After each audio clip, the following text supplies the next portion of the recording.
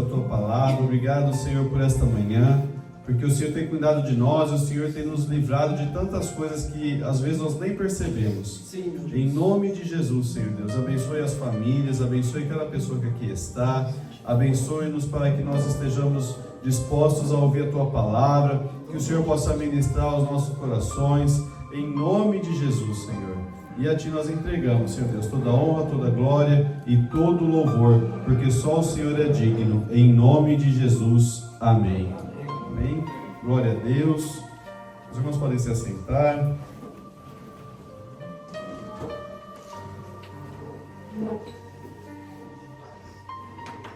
Maravilha.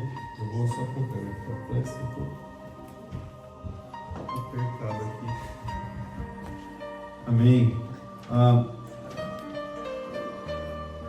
sei se os irmãos sabem, mas eu trabalho fazendo pesquisa, trabalho desenvolvendo medicamentos para tratar doenças autoimunes, câncer, e Deus tem me abençoado com um certo conhecimento a esse respeito, e é um trabalho que eu gosto de fazer, sabe? E eu trabalho com pessoas, e um certo dia uma pessoa estava compartilhando uma situação difícil, e eu falei para essa pessoa: eu vou orar por você.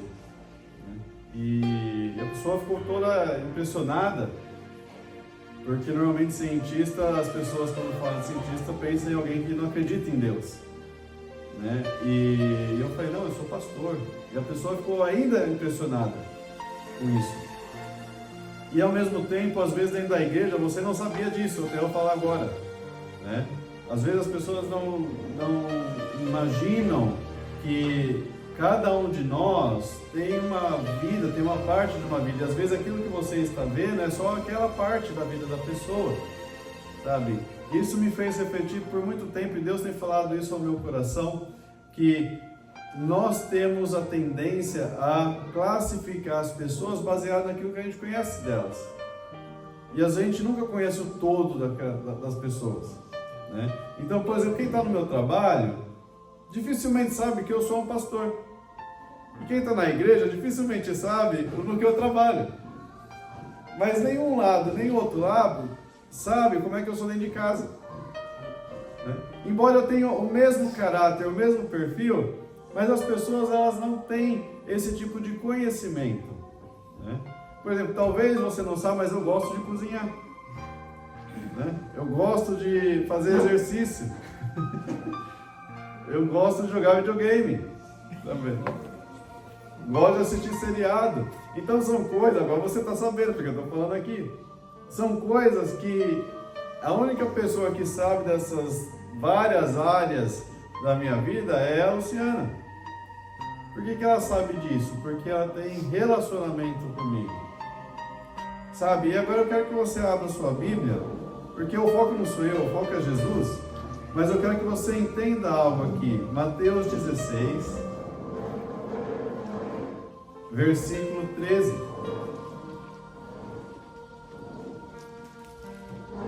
Isso daqui é interessante, foi nesse texto que Jesus começou a ministrar no meu coração. E eu louvo a Deus porque eu vejo que na Elohim o Espírito Santo conduz cada culto, e todas as palavras até hoje não teve uma aonde a abertura falou algo, as oportunidades falaram algo, e o louvor ministrou algo, e tudo estava alinhado com a palavra que viria depois. E a gente vê isso como é o Espírito Santo que conduz todas as coisas. E eu louvo a Deus por isso. Então, se você abriu Mateus 16, versículo 13, vai estar escrito assim: quando Jesus chegou à região de Cesareia de Filipe, perguntou aos seus discípulos: quem as pessoas dizem que o Filho do Homem é? E eles responderam: olha, alguns dizem que o Senhor é João Batista, outros que é Elias, e outros ainda que é Jeremias ou um dos profetas. Então olha só que coisa interessante. As pessoas, elas tinham uma visão diferente de Jesus. Então uns vão falar que eles eram tal pessoa, outros vão falar que eles eram outro tipo de pessoa.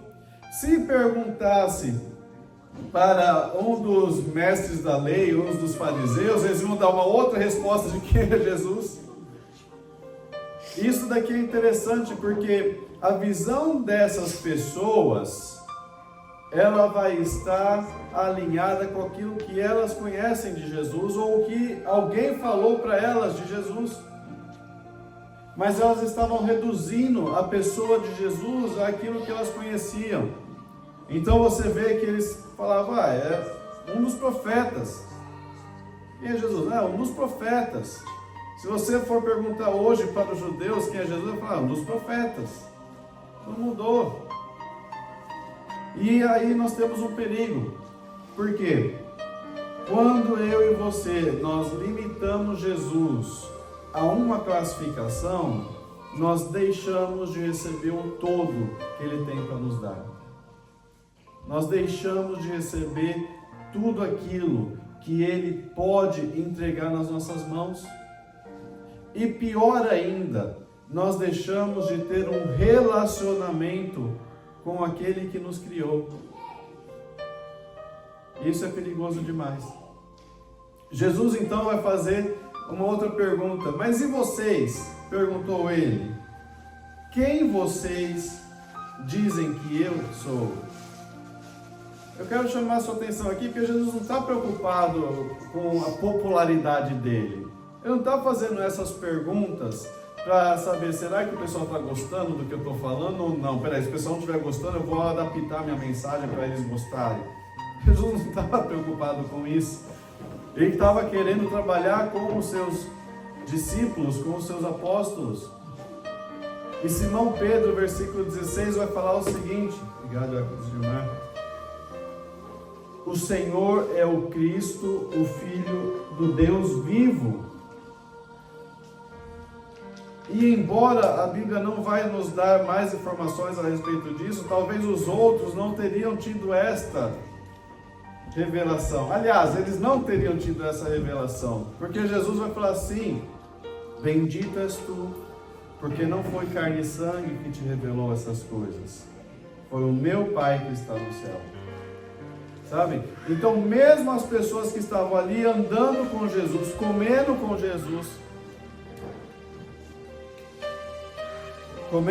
Jesus, que estavam vendo os milagres de Jesus, mesmo essas pessoas ainda não tinham a resposta do todo de Jesus, porque faltava para eles relacionamento com o Senhor. A não ser que o Espírito Santo tivesse dado a Pedro essa revelação. Olha só, eu gosto da versão NVT, porque ela vai falar assim: Jesus disse, que grande privilégio você teve, Simão, filho de João. Foi meu Pai que está no céu quem lhe revelou isso. Nenhum ser humano saberia por si só. Agora eu lhe digo que você é Pedro, e sobre esta pedra edificarei a minha igreja, e as forças da morte ou do inferno, dependendo da sua versão, não a conquistarão ou prevalecerão sobre ela. Eu lhe darei as chaves do reino dos céus. O que você ligar na terra será ligado no céu, e o que você desligar na terra terá sido desligado no céu. Então você vê aqui que Jesus fala: você teve um privilégio que ninguém mais teve, de ter essa revelação completa de quem eu sou. Não é a informação, mas é a revelação de quem Jesus é. Esse é o privilégio que Pedro teve e ninguém mais teve, porque ele recebeu a revelação da totalidade de Jesus. Sabe? E isso fica interessante para nós, porque, como eu disse, Jesus não estava preocupado com o que as pessoas estavam achando dele. Jesus queria saber qual é a visão que os seus apóstolos estavam tendo, e chamando a atenção que eles ainda, embora estejam ou estivessem vivendo com Jesus, comendo com Jesus, o relacionamento deles, a revelação de quem estava ali com eles não era completa ainda, sabe? Então, trazendo para a nossa vida, talvez as pessoas elas olhem para você de uma forma que não é o você completo, que não é como você é na sua casa, não é como você é no seu trabalho ou às vezes dentro da igreja.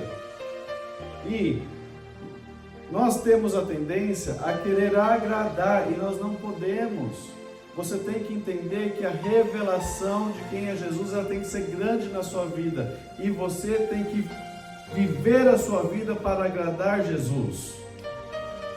Jesus não estava preocupado com o que eles estavam achando. Ele queria que as pessoas tivessem relacionamento verdadeiro com Ele. E é esse que tem que ser o nosso foco. E Jesus, aliás, Deus vai estar nos dando uma advertência. Oséias, capítulo 4,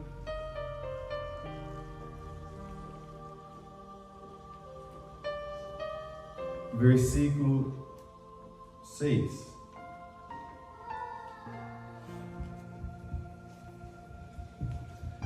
Oséias 4, versículo 6, vai falar o seguinte: meu povo está sendo destruído porque não me conhece. Algumas traduções vão falar assim, porque falta conhecimento. Porque vocês, sacerdotes, não querem me conhecer. Eu não os reconhecerei como meus sacerdotes. Porque se esqueceram da lei do seu Deus, eu me esquecerei dos seus filhos. Então, Deus estava falando aqui através do profeta Oséias que o povo, a nação inteira, perece porque não conhecem a Deus. Sabe? E você vai voltando ali para Jesus, quando ele pergunta quem que eu sou, ele está falando o que o povo conhece de Jesus. E é muito pouco. E quando nós não conhecemos o Senhor na sua plenitude, nós perecemos. Nós deixamos de experimentar das grandezas dele. Eu vou te dar um exemplo. Às vezes a pessoa conhece Deus apenas como um Deus que provê. E Deus é provedor na nossa vida, com toda certeza. Mas Deus tem outras áreas que também são tão importantes quanto. Outras pessoas vão conhecer Deus de amor, porque Deus é amor. E usa disso para não viverem a santidade com o Senhor, porque Deus ama todos. Outras pessoas vão falar que Deus é só justiça, e vão ter uma visão de Deus que não é a visão completa de quem Ele é. Você está entendendo?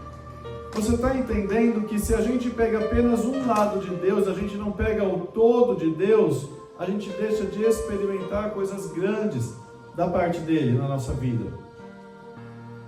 E quando nós olhamos para Jesus e seu ministério, você vai ver que Jesus tinha 70 discípulos.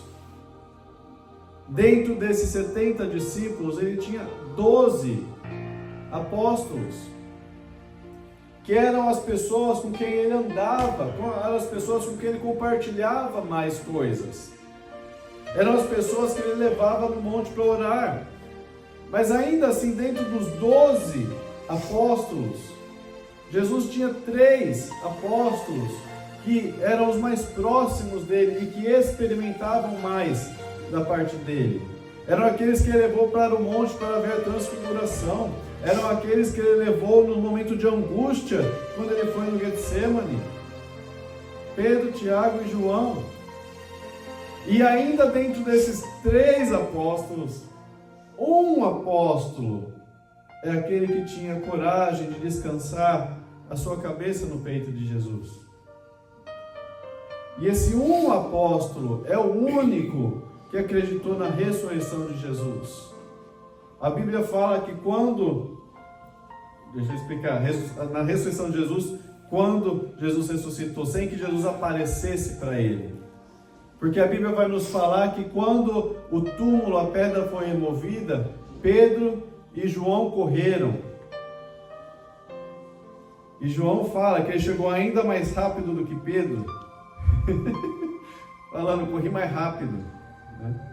E a Bíblia fala o seguinte, que assim que João vê a pedra removida e o sepulcro aberto, ele creu, ele viu e creu.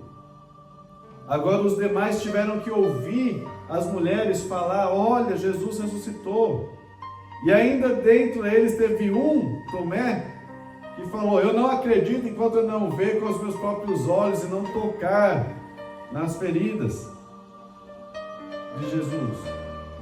Então repare bem que apenas um deles tinha ali relacionamento e fé suficiente para entender quem Jesus era e o poder que Deus tinha colocado sobre a vida de Jesus. A gente não pode deixar com que as pessoas, com que as situações, com o que dizem ou com o que não dizem, atrapalhe o meu e o teu relacionamento com Deus. O nosso relacionamento tem que ser direto. Jesus quer que você conheça Ele na plenitude dEle, em todas as áreas que Ele pode trabalhar na sua vida. Jesus, Ele é aquele que vai prover na sua vida? Sim. Jesus é aquele que te entende? Sim. A Bíblia vai falar que Jesus também é sacerdote. Ele é o sumo sacerdote. Ele é aquele que apresenta diante de Deus o próprio corpo, o próprio sangue em favor da humanidade. A Bíblia vai falar também que Jesus é o nosso advogado. E muitas vezes a gente se esquece disso. Vem alguma coisa, alguma situação e a gente fica com medo, mas a gente tem que ter fé. Jesus é o nosso advogado. Né? Então, às vezes eu posso falar isso, às vezes vem alguma situação, né? A gente recebe alguma notícia e a gente quer se esconder. Não, vamos enfrentar isso de frente. Porque Jesus está na nossa frente. A palavra de Deus vai nos falar que Ele vai à nossa frente e Ele vai lutando, Ele vai abrindo o caminho, desde que nós estejamos alinhados com a palavra dEle, desde que a gente esteja fazendo as coisas da forma que agrada a Ele. Ele vai à nossa frente, Ele vai abrir as portas, Ele vai desfazer toda obra maligna. Mas eu e você, nós precisamos buscar isso. Eu e você, nós precisamos estar alinhados com aquilo que Jesus tem para fazer na nossa vida. A palavra de Deus também vai nos falar que nós temos que ter fé no Senhor. Porque é impossível agradar a Deus sem fé. Porque todo aquele que ora e que se aproxima do trono de Deus, eu quero chamar sua atenção, porque quando nós oramos, nós estamos nos aproximando do trono de Deus. O trono de Deus é espiritual, e a partir do momento onde eu e você, nós aceitamos ao Senhor Jesus, nós temos acesso ao trono do Pai. Porque Jesus abriu a porta para nós. Então, quando eu e você, nós curvamos a nossa cabeça, quando nós oramos, quando nós fechamos os nossos olhos, quando nós colocamos no nosso interior o desejo de falar com Deus, imediatamente o trono de Deus se materializa na nossa frente e nós falamos com o Senhor. Por isso que a Bíblia fala o seguinte: todo aquele que se apresenta diante do trono de Deus tem que ter fé que Ele existe. 1. E 2, que Ele abençoa aquele que o busca. Então, como um Deus que abençoa aquele que o busca pode ser um Deus ruim, como muita gente pensa por aí? Vamos viver a plenitude de Deus.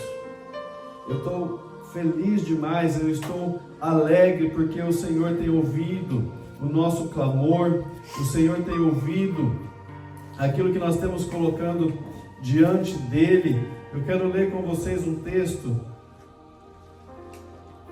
lá de 2 Samuel,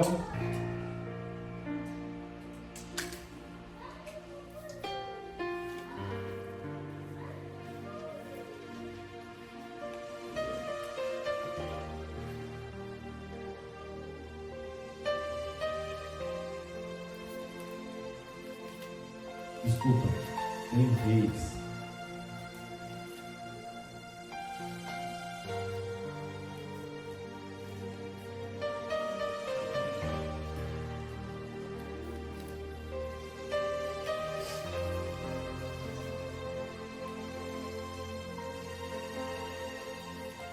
Primeira Reis, capítulo 8,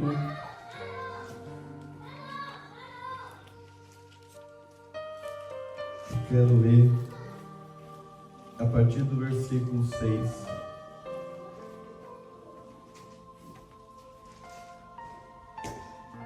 E antes de ler aqui, eu quero te explicar porque nós estamos lendo esse texto. Quando nós entendemos e conhecemos a plenitude do Senhor Jesus, e entenda que conhecer a plenitude do Senhor Jesus não quer dizer conhecer tudo o que Ele tem, porque é impossível. Mas quando nós colocamos os nossos ouvidos para ouvir a palavra de Deus, quando nós buscamos o Senhor de um verdadeiro coração, quebrantado coração, quando nós nos humilhamos diante do Senhor, Deus se revela a nós. Jesus se revela a nós. E nós temos, desde quando esse ministério começou, nós temos buscado o Senhor, fazer a vontade de Deus. Inclusive já foi até falado aqui que o Senhor está alegre conosco, e Ele está mesmo. Nós vemos a bondade de Deus sobre a Elohim, sobre cada irmão da Elohim, como Deus tem abençoado. E Deus faz isso porque nós nos propusemos a conhecer a plenitude do Senhor, cada área do Senhor. A gente não quer escolher apenas uma área que nos agrada de Deus ou da Bíblia e falar, o resto não serve para nós, não é para os nossos dias. Não, nós queremos toda a plenitude do Senhor. E Deus tem se agradado de nós, e nós estamos nesse local que Deus abriu essa porta para nós, e aprove ao Senhor nos dar agora um outro local. Nós estamos indo para um templo que vai ser um templo da Elohim, um templo que ainda assim é um templo provisório, mas que Deus já está nos abençoando, Deus já tem nos dado graça. E eu quero ler com você o texto de 1 Reis, capítulo 8, versículo 6, que fala o seguinte: Então os sacerdotes levaram a arca da aliança do Senhor para o santuário interno do templo, o lugar santíssimo, e a colocaram sob as asas dos querubins. Os querubins tinham as asas abertas sobre a arca, e elas cobriram a arca e as varas usadas para transportá-la. Essas varas eram tão compridas que suas pontas podiam ser vistas do lugar santo, diante do lugar santíssimo, mas não de fora, e estão ali até hoje. Na arca havia só as 2 tábuas de pedra que Moisés tinha colocado dentro dela no monte Sinai, onde o Senhor fez uma aliança com os israelitas depois que eles saíram da terra do Egito. Eu quero fazer só uma pausa aqui para vocês entenderem algo importante. Quando Deus fala para Moisés construir a arca, e o Senhor usou ali de pessoas que o coração se moveu voluntariamente para trabalhar, para fazer as peças do tabernáculo, haviam 3 elementos que ficavam dentro da arca: as pedras da lei, que foram escritas aqui, e a Bíblia está nos trazendo elas, mas também foi colocado uma porção de maná, e também foi colocado um pedaço da vara de Arão que floresceu. 3 elementos continham ali dentro daquela arca. As pedras que continham a lei, elas simbolizavam a lei do Senhor, a palavra de Deus. O maná, ele simbolizava a provisão de Deus, porque Deus provia o alimento para eles toda manhã. E a vara de Arão que floresceu simbolizava a autoridade de Deus, porque alguns sacerdotes se levantaram contra Arão e falaram: quem te colocou como maior do que nós?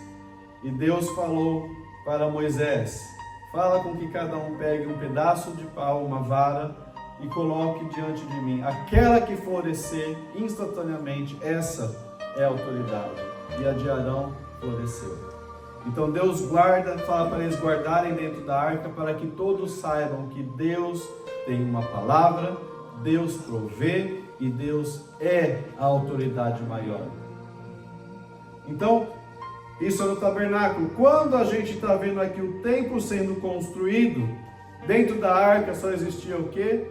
As tábuas, a palavra do Senhor. Então o maná e a vara que floresceu se perderam pela história. Isso para nós é um alerta para que a gente não se foque apenas um lado de Deus. Não vamos deixar perder ao longo do caminho a essência de quem Deus é na nossa vida. Não vamos deixar pelo caminho aquilo que Deus já falou conosco há tanto tempo, as experiências que nós já tivemos com o Senhor. Não vamos deixar pelo caminho o conhecimento que nós temos do Senhor Jesus. Nós devemos trazer conosco e carregar conosco durante toda a nossa vida tudo aquilo que o Senhor Jesus ministrou no nosso coração. Aqui, se você continua em 1 Reis, capítulo 8, no versículo 10, diz assim: quando os sacerdotes, ou seja, eles colocaram a arca ali no templo, o templo tinha acabado de ser construído, colocaram a arca ali. Quando os sacerdotes saíram do lugar santo, uma densa nuvem encheu o templo do Senhor. Com isso, os sacerdotes não puderam dar continuidade aos seus serviços, pois a presença gloriosa do Senhor encheu o templo. Tá? Então, a presença de Deus encheu aquele lugar. E os sacerdotes não puderam voltar e continuar trabalhando. É isso que nós vamos experimentar nesse novo tempo. Nós vamos experimentar a presença gloriosa de Deus. Aqui nós vemos que quando você vai ver a história, esse templo, a forma como ele foi feito, a forma como o rei Salomão se comportou depois desse templo, foi uma forma que não agradou o coração de Deus. E Deus fala para Salomão: se você cumprir aquilo que está na minha lei, se você ouvir os meus mandamentos, se você se mantiver, eu vou te abençoar. Deus faz uma promessa condicional para Salomão. Deus faz uma promessa condicional para nós também. Se nós permanecermos fiéis à palavra de Deus, se nós permanecermos fiéis aos estatutos que Deus tem nos dado, aquilo que Ele tem ministrado no nosso coração, Ele vai nos abençoar. Se nós permanecermos fiéis à visão que o Senhor tem nos dado, Ele vai honrar, os nossos celeiros vão transbordar, vidas vão ser salvas, pessoas vão ser curadas, o mundo inteiro vai ouvir falar da glória de Deus. Mas nós precisamos permanecer fiéis. Nós precisamos buscar o conhecimento total da plenitude de Jesus. Não escolher um lado, mas todo aquilo que Jesus tem para nós. Amém? Amém. Coloque-se de pé, eu quero orar por você nesta manhã.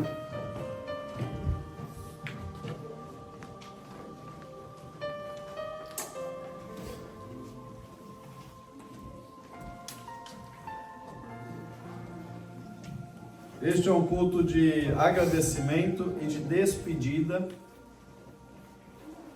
Despedida deste tempo. Foi um lugar que, como eu falei, que Deus proporcionou para nós estarmos aqui, né? Eu louvo a Deus pela vida do dono desse lugar, o Jason.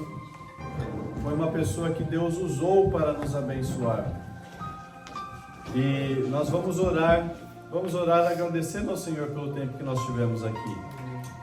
E vamos orar também agradecendo ao Senhor pelo tempo que nós vamos ter lá, porque Deus vai se manifestar para nós. Ele já tem feito coisas. Ao longo desse ano nós podemos ver como Deus tem trabalhado em nosso favor, nós podemos ver a presença de Deus, sejam em corte, sejam em cirurgia, sejam em situações difíceis. O Senhor tem se mostrado Deus na nossa vida. E deixa eu te falar, isso é só o começo do que Deus vai fazer a partir de outubro. Semana que vem nós estaremos nesse novo templo. E como pastor eu tenho que falar para os irmãos: Deus tem promessas grandes para nós, Ele vai cumprir. mas nós não podemos abandonar aquilo que Ele tem nos entregado. Nós não podemos olhar para o lado, olhar para trás. Nós temos que olhar em frente, seguir aquilo que Jesus tem colocado diante de nós. Porque a promessa de Deus, aquilo que Deus tem para fazer, pessoas vão depender disso, vidas vão ser salvas. Então, em nome de Jesus, Senhor, em nome de Jesus, obrigado, meu Pai, por mais esse dia. Obrigado, Senhor, por esta manhã, por este culto. Obrigado porque o Senhor tem falado aos nossos corações, Senhor. Obrigado pelo tempo que nós tivemos neste lugar, aonde aprove ao Senhor que nós estivéssemos aqui, Senhor. Senhor, nós oramos desde o começo que a Elohim, ela tem que ser resposta de oração, Senhor. E nós vemos que o Senhor usou da Elohim como resposta de oração, Senhor, neste lugar. Em nome de Jesus, abençoa, Senhor Deus, abençoe cada metro quadrado, Senhor, deste ambiente. Senhor Deus, nós consagramos, Senhor, para que o Senhor possa estar falando neste lugar. Senhor, abençoe o dono, Jason, Senhor. Abençoe a sua família. Abençoe, Senhor Deus, a sua casa, que nada venha faltar sobre a vida dele, Senhor. Senhor, assim como o Senhor abençoou a Obed-Edom, que recebeu a tua arca na casa dele, que o Senhor abençoe a vida desta família, meu Pai. Em nome de Jesus, abençoa, Senhor. Abençoe a vida de cada família que recebeu um culto da Elohim. Abençoa, Senhor, como nós oramos anteriormente, que o Senhor esteja fazendo transbordar da tua bênção, da tua unção, da tua presença sobre essas famílias, meu Pai. De nós nada podemos fazer a não ser entregar ao Senhor toda a honra, toda a glória, Senhor. Em nome de Jesus. Eu oro também sobre esse tempo que nós estaremos começando, Senhor. Abençoa, Senhor Deus, cada metro quadrado daquele lugar. Abençoe, Senhor Deus, cada palavra que for ministrada ali, cada pessoa que entrar naquele tempo. Que o Senhor esteja honrando, que o Senhor esteja falando. Senhor Deus, nós profetizamos salvação, profetizamos cura. Senhor, queremos ver a tua presença manifesta nesses lugares, Senhor Deus, em cada culto. Em nome de Jesus.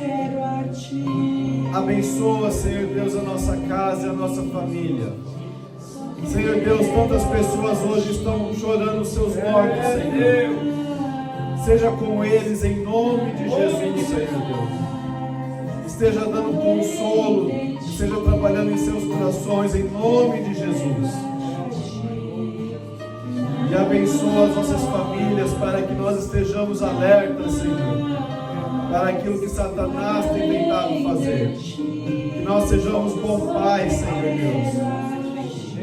Pais que são usados pelo Senhor, em nome de Jesus. Oh Senhor, em nome de Jesus, abençoa. Abençoe as famílias, Senhor Deus, que fazem parte da Elohim. Aquelas que farão parte, Senhor, que o Senhor já sabe e o Senhor já tem determinado, meu Pai. E eu oro e clamo que o Senhor nunca permita que a gente perca o temor do Senhor. Porque o temor do Senhor é o princípio da sabedoria. Em nome de Jesus, Senhor, que cada um de nós tenha temor do Senhor no falar, no nosso agir, dentro da tua igreja, Senhor Deus, na nossa casa, no nosso trabalho. Senhor, que a gente esteja com o coração voltado ao Senhor, voltado para ouvir do Senhor, e que apenas o teu nome seja engrandecido na Elohim, meu Pai. Sim, meu Pai. Senhor Deus, nós não viemos aqui por causa de pessoas, nós viemos aqui por causa do Senhor apenas, Senhor. Abençoe o grupo de louvor, abençoe, Senhor Deus, para que os louvores cada vez cheguem ao teu altar, meu Pai, como tem chegado. Em nome de Jesus, abençoe as professoras do departamento infantil, que elas possam ser usadas pelo Senhor para ministrar a tua palavra, meu Pai. que elas sejam usadas com ousadia, Senhor Deus, naquelas salas, que cada criança possa receber a tua unção, da tua ministração, Senhor. Abençoe cada departamento, Senhor. Aqueles que já estão em operação, departamento de oração, Senhor Deus, de intercessão, departamento de pregadores, de homens, de mulheres, Senhor Deus, cada departamento. Departamentos que ainda não estão em operação, Elohim, mas que o Senhor já tem no teu coração, Senhor. Abençoe para que nós nunca venhamos a nos afastar, Senhor Deus, da tua visão para nós. Que a gente possa crescer diante do Senhor, em nome de Jesus, Senhor. E nos perdoa, Senhor Deus, pelas nossas falhas, os nossos pecados, aquilo, Senhor, que fizemos que te desagradou, Senhor. Abençoa, Senhor Deus, a tua igreja nesses dias. Nos dê temor do Senhor, nos dê alegria do Senhor, pois a tua alegria é a nossa força. Oh, Senhor, nos dê sabedoria que vem do alto, paciência, Senhor Deus, amor e louvor ao seu santo nome. Em nome de Jesus. Amém, Senhor. Glória a Deus. Glória a Deus. Glória a Deus. A presença de Deus é muito forte aqui. E nós estamos para passar agora por uma nova fase. E é muito grande, muito forte aquilo que Deus tem para fazer. Nós não vamos mudar, nós não vamos afastar daquilo que Deus tem nos proposto. E eu quero que você assuma esse compromisso com Deus. Você não assume compromisso com Elohim, com Deus, de honrar a palavra dele, de honrar aquilo que ele tem ministrado ao teu coração. Que a gente nunca venha se desviar, que a gente nunca venha perder o foco daquilo que Deus tem para fazer no nosso meio. Porque as coisas de Deus se discernem espiritualmente, nós devemos caminhar para isso. Oh, é muito grande que nós vamos experimentar. É muito grande que nós vamos experimentar. E existe uma unção profética de Deus sobre este ministério. Em nome de Jesus, Senhor.